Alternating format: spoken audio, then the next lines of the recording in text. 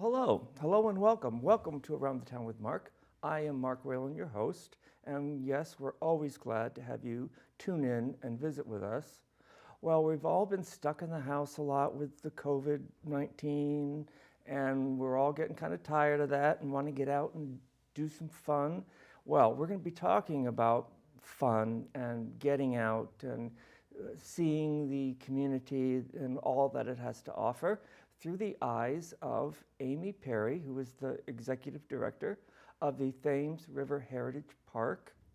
The park not being just one park, but all kinds of units put together. So let me introduce Amy to you because she's the one that knows what's going on.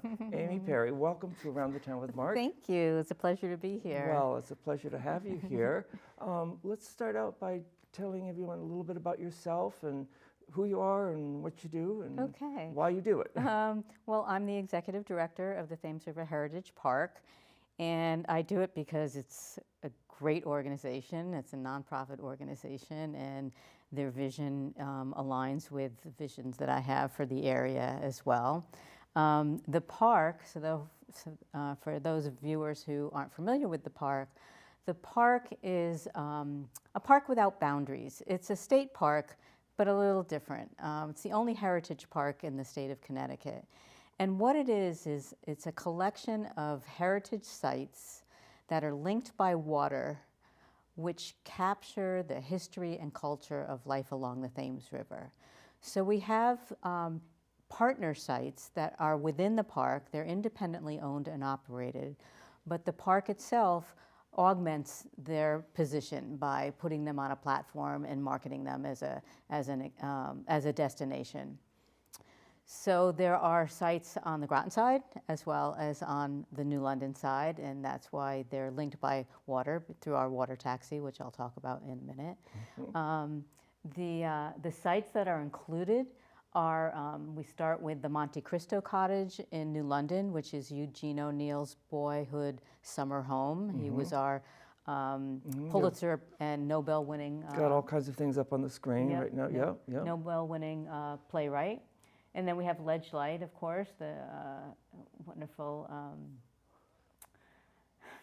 Well, it's the Empire style. Yes, exactly. Built, I think it was 1917, wasn't that correct? That was built? I think it's 1909, if I'm not mistaken. Oh, okay. Yep, All right. 1909. Yeah, it's a beautiful lighthouse. No longer manned, but nonetheless beautiful to see in the river. Then we see, of course, Fort Griswold Monument, Fort Griswold's Battlefield State Park here in Groton. We see the Avery Copp House, a Victorianized home that was built around the early 1800s. The Nautilus is one of our, the Nautilus Museum is one of our anchor sites, and we will be having a dock to the Nautilus in 2022, which is very exciting. Oh, great. Very exciting. Very exciting. Next, you see the Ebenezer Avery House, again in Groton, which played a key role in the Battle of Groton Heights when many of the wounded were brought to that house right after the battle in 1781. Then we see the Guard Art Center, one of our partners in New London. Not so much a place that people would just go and look at, but they are an active participant in the park and support our efforts significantly. Wonderful. Then we see the Lyman Allen Museum, beautiful art museum with a collection of over 17,000 pieces. Wow. It's a lot. They started with about, I think, 9. That's fabulous for this area to have a museum that's got, fabulous. Yes, they have an incredible collection, and one of their premier collections right now is a Tiffany exhibit. That is a permanent exhibit now that people can see Louis Comfort Tiffany's stained glass and other works that he has done. The Subvets Memorial Museum, Subvets Memorial, it's not really a museum, that's obviously on the Groton side when people can visit that at any time, and it memorializes the submariners who were lost in World War II. And that's on obviously the Groton side, down off of Thames Street, as you can see, closer to the bridge, correct? That's right. It's right. Yep, it's right on. Yep, right off Thames Street. Okay. And then we have the Hempstead houses. The one you see here is the Nathaniel Hempstead house, and then there's Joshua Hempstead house behind it. That was one of the few houses that survived the burning of New London. Soldiers and Sailors Monument is really indicating historic downtown New London, which is another anchor place, landing, if you will, in hopes that the Coast Guard Museum will be there, so it'll be another anchor. And then we see the Nathan Hale Schoolhouse, which is right on the plaza in downtown New London, where the most famous patriot of the United States taught before he started his not very long and successful career as a spy. Yes.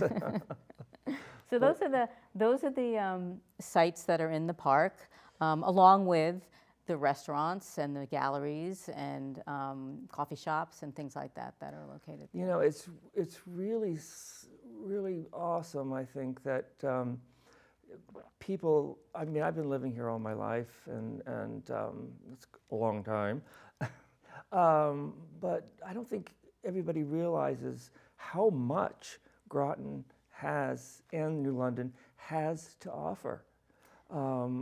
We are really rich in all kinds of history.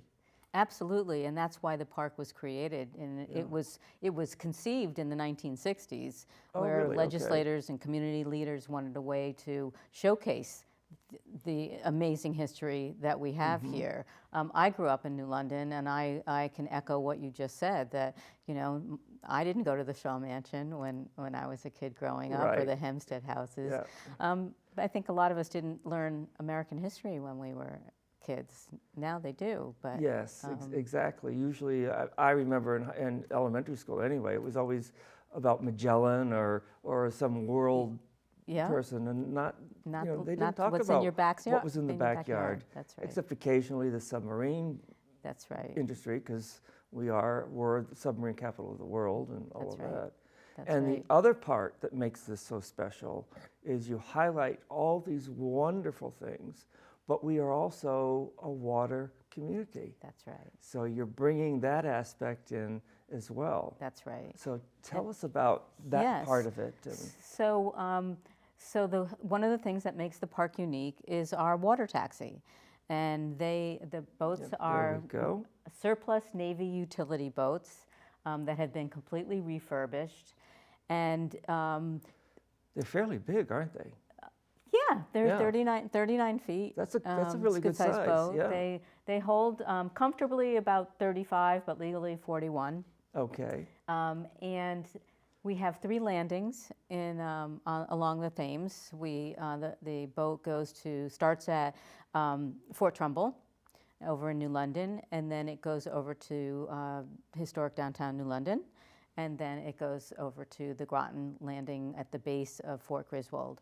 And it does, it's a hop-on, hop-off. It's a 1-hour loop, so people can get off, visit some of the places at that particular landing site, or go have something to eat, know that the boat's going to be back in an hour, and hop back on and do something on the other side of the river. Well, that was the next thing I was going to ask you is that part of it. And so people should really pay attention to know that once you get on the boat, you don't have to stay on that boat for that loop. You get off where and when you want to, and stay as long as you want to. That's right. As long as you know you don't miss the last boat. That's right. That's right. And our captains are so great that if you call, they'll come back and get you. Oh, okay, that's good. But don't tell anybody. No, just kidding. Yeah. And then again, like you say, either in New London or Groton, there's plenty of places. Paul's Pasta, of course, in Groton, everyone goes there. And there's great places down Bank Street in New London for a wonderful meal. That's right. And so, it's pretty cool. Yeah, and for those people who do want to just go for a ride, some of the sites are incredible that are just right in front of you that you don't think of. This is the image of the bridge, of the Gold Star Bridge, and we go under it on every loop. And going under the bridge, it's just extraordinary. It's like an experience like you never would have if you didn't have an opportunity to be on a boat. That is something really special because so many people, especially if you have friends or relatives that come out from out of state that drive back and forth on 95 over that bridge, but they never get the opportunity to look up and see what's going on above them. And it has a beauty to it. It does. It really has a beauty to it. Yeah, and if you're lucky, you'll go underneath when a train comes across. I've done that. That's really fun. Yeah. Yeah, awesome. Yeah, talk about a transportation hub, huh? Well, that's right. That's Ferry right. boats and tour boats and cars and trains and planes. That's right. I guess we got it all. That's right. That's right. And of course, you can, if you time it right, there might be a sub going by. I've seen many of them when I've been on the taxi. You never know. And how exciting, because it's extraordinary. It is, because that's really getting a close-up of... Yes, it's very close. Yeah. We get, and I was on the boat when that was taken, and as we were going along, we actually got closer. Not, deliberately close, but just because of our route, got us closer. And again, that would be, we often see submarines because we live in the area, but again, if you have family or friends that are coming to visit and you happen to see a submarine, how many places in the world can you actually see one? Very, very few, yeah. And I have to tell you, I live in New London, but I never stop. I always stop. If I see a submarine and I'm on Pequot Avenue, I have to pull over.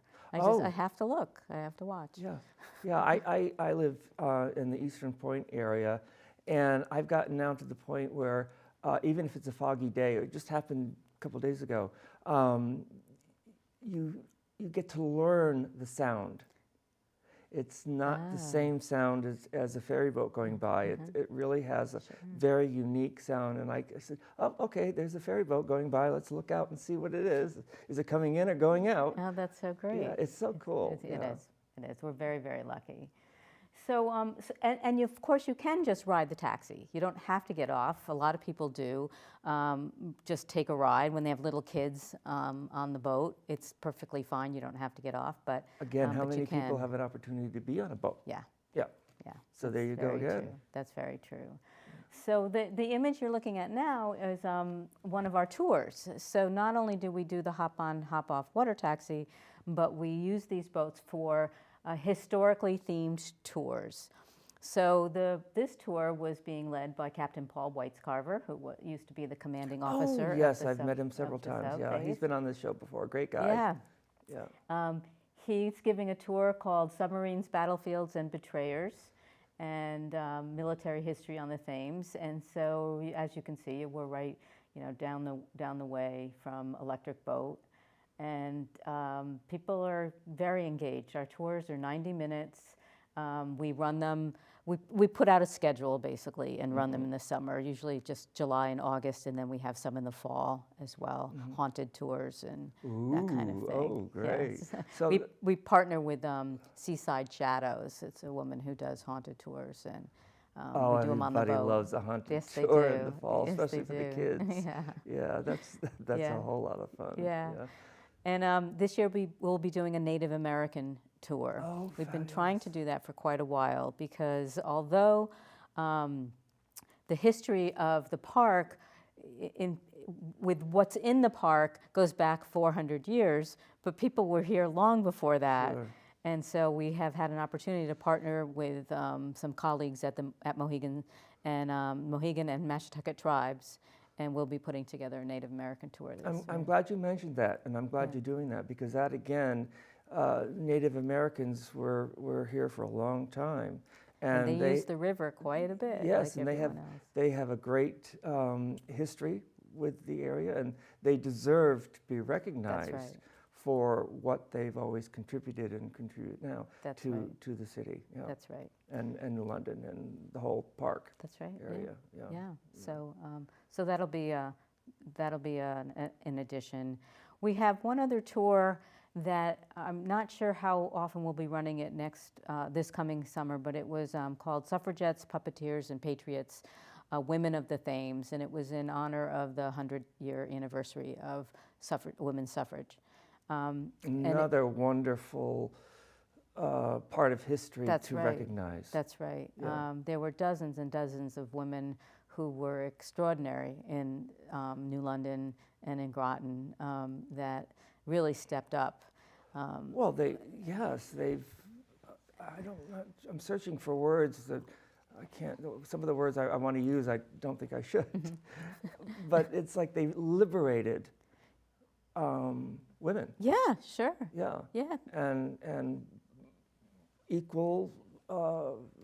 The woman who wrote the book in order to keep travelers of color safe in a segregated America, I'm sorry, her name isn't coming to me, wrote the book before the Green Book was written. She was from New London, and she wrote the book of guiding people of color to safe hotels and safe restaurants. There are educators that were, first, and then we have the first black teacher in Connecticut was Benny Dover. There's dozens. There's Maisie Plant, who was a philanthropist. Oh, of course. And Harkness, yes. Mary Harkness was a philanthropist. Yes. So that tour was done not only as a boat tour, but as a walking tour as well.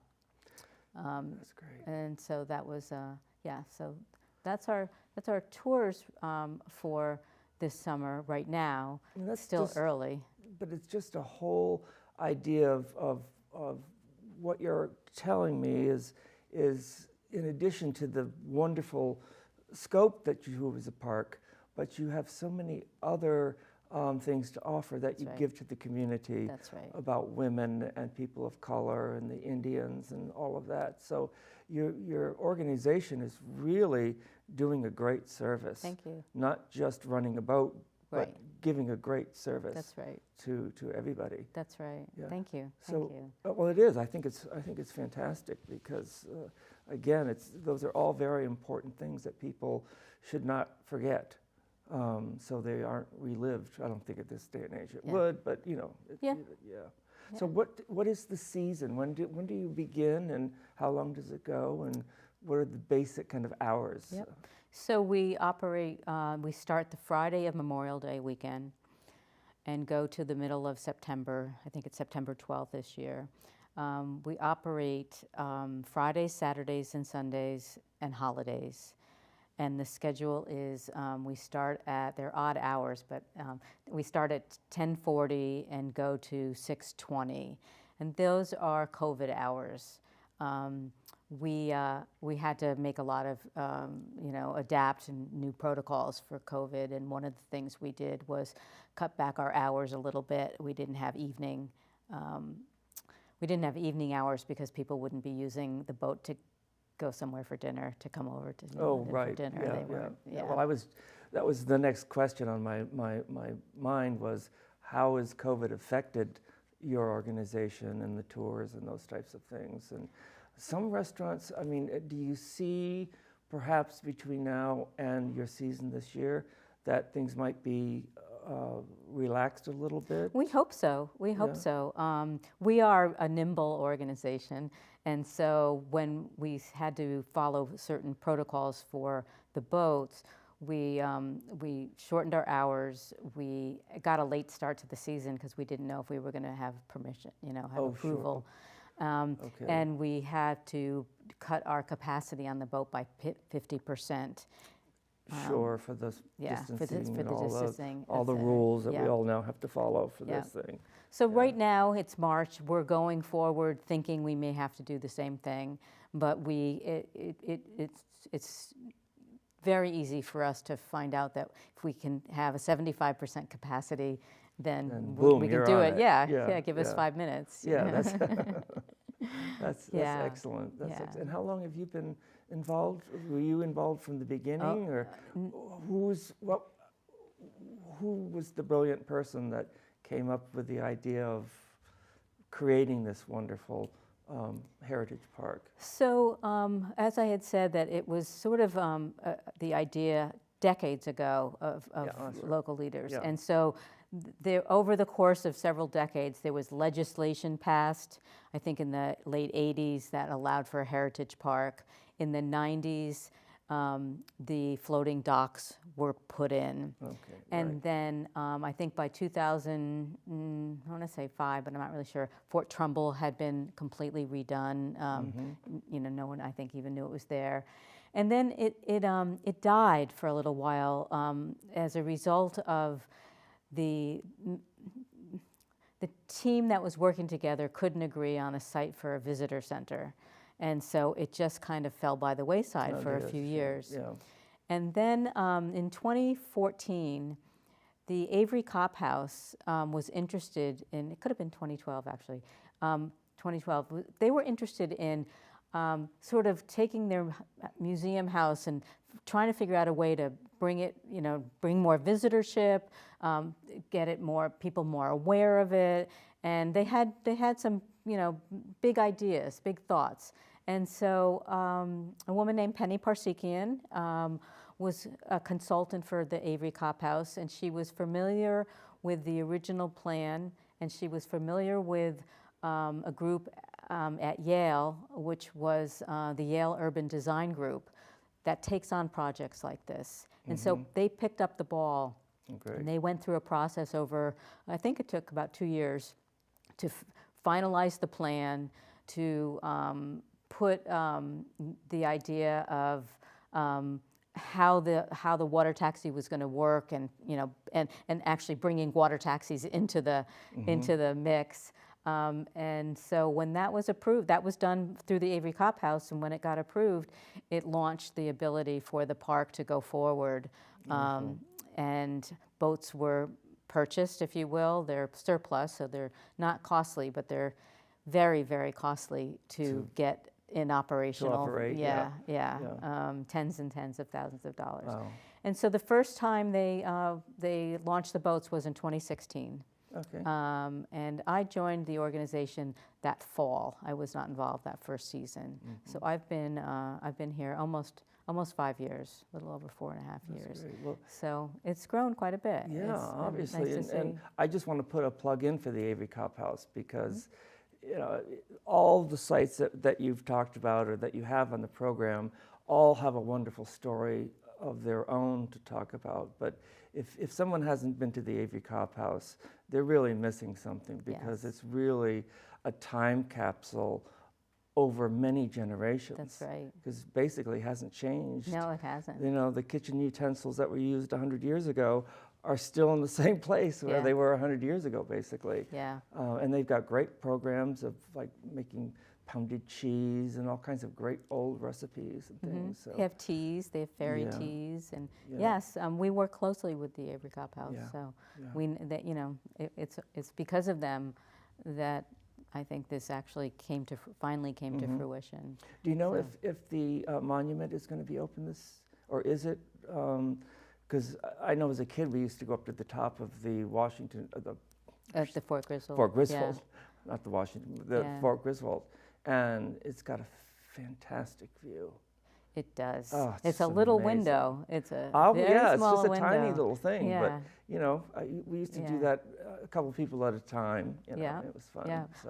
I don't know the answer to that because I think in terms of again everyone's sort of just going month by month to see what they can. Yeah, I know. I can shouldn't do. have. You know, But I honestly, I'm sure that it will be open if they can open it. Yeah. Right? No. Tell me about needs. Every organization I've run, several, not as extensive as yours, but two things that we're always looking for is volunteers, and of course, help financially. Funding. And funding is so very important. It is. These. So it is. touch a little bit on those topics if you Yes. could. So again, we get some state funding from the Department of Transportation, but every other year, we're not sure if we're going to get it because it's a budget year. This year it's a budget year, so we're working hard with our legislators to make sure that that money is still included. And the rest of our funding comes from sponsorships and donations and grants. Are you a 501c3? Yes, we are. Okay, good. So every listener out there, pay attention to that. Yes. Large or small, this is a great great way to support the community and give to help this program go on. Yes. We have, so obviously you can donate, which is great. And we have a membership. We have membership levels that you can, receive certain little perks to join, and all of that is on our website. But you can So just you have one like click. season passes and that type of thing, or you can buy maybe just for that one trip for the day, or you can buy for the entire season. Is that correct? Yes, you can buy a water taxi ticket just when you get on the boat. You can buy them online, but it's really still not necessary to do that. Okay. You can always get on. Boat tours need to be bought online because they sell out pretty quickly. Good. Yeah, that's Good. great. So we want to hear. Yeah, the tours have been very successful for us, and Great. so we're going to continue to grow that. But season passes are $50 for an adult and $30 for a child, and you can buy them at any time, and it's unlimited rides all That's season. all? Yeah. For a whole season of having fun? Yeah. Wow. It's fair. It's a bargain. Yeah, It's a because bargain. I could see somebody taking their kids or something, and each boat ride go to one site by itself and really experience that one site, and then the next week take the tour again and go see another one. Absolutely. Yeah. And that does happen. I think That does that's happen wonderful. quite a bit. Yeah. Wonderful. And volunteers, I guess you Yes, need some like actually on the boat, or that would be where I would be looking for volunteers, the people who would be interested in riding the boat, talking to people, making them feel welcome, knowing a little bit about the history and a little bit about what we're seeing along the shoreline, couple rotations a weekend or something like that. But yes, if people are interested, we would provide them with, a little bit of training and let them know exactly what we want them to do, and then they can enjoy themselves. It's a very fun volunteer gig. I was going to say that it really is a tremendous opportunity Yeah. for somebody to get out there. Are you rain and shine pretty much? Yes, Yeah. yes. Yeah. The captain determines whether we run or not. Okay, So there's okay. thunder, lightning. He Oh, I was going calls to say it. obviously, yeah. but if it's a little drizzly, foggy No, day, you're absolutely. still going to go. Yep. Great. Yep. Well, we're down to just a couple of minutes. Is there something that we haven't touched on, or that you'd like to share? Yeah, a couple. One thing in particular. Now that it's still the down season, we have started doing virtual lectures. Oh, And all right. we have one coming up on Sunday. It's at 2:00. It's about the Resolute and the Resolute desk, the desk that we all very hear famous. about. Oh, very- yeah. And Yep. how that all came about. Steve Manuel, who is the executive director of the London County Historical Society, will be giving that talk. It's $10. And you can Hey, you bargain. can get a ticket right on our website, and then you'll get a link a couple hours before it. So it's Wonderful. Sunday the 28th at 2:00. Oh, wonderful, Yeah. wonderful. Well, your contact information was, there it is. So please, everybody out there, take a picture of that with your phone or write that down with an old-fashioned piece of paper and a pencil. I don't know if the young people of the world these days know just what snap one of a those picture of things it. is. Yeah. Yeah, exactly. Well, Amy, this is terrific. I applaud you and your organization for what you do, because you're like I said earlier, it's a wonderful community with all kinds of things to do, but you're really putting it all together Thank in a you. very nice package. Thank you. So great. Well, anyway, we're up. Time is up. Okay. Thank you so much. My pleasure. Thank you for tuning in to Around the Town with Mark. Please visit the heritage sites and take a trip on the water taxi, and we'll see you again real soon.